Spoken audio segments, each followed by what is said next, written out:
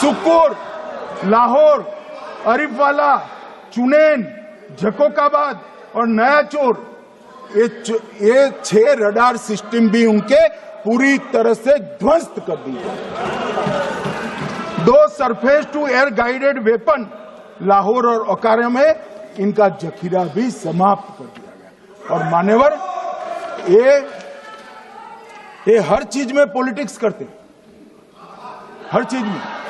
जब उन्होंने हमारे रिहायशी इलाकों पर हमला किया, फिर भी हमने इनके रिहायशी इलाकों पर हमला नहीं किया, सिर्फ इनके एयरबेस और एयर डिफेंस सिस्टम को निशाना बनाया और उनकी आक्रमण करने की क्षमता को पंगु कर रख दिया।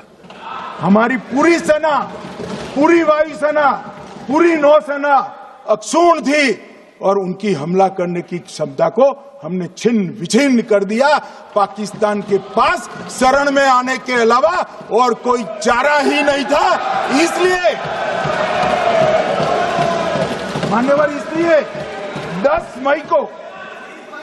मई को डीजीएमओ ने, पाकिस्तान के डीजीएमओ ने भारत के डीजीएमओ को फोन किया और 5 बजे हमने इस संघर्ष को विराम किया।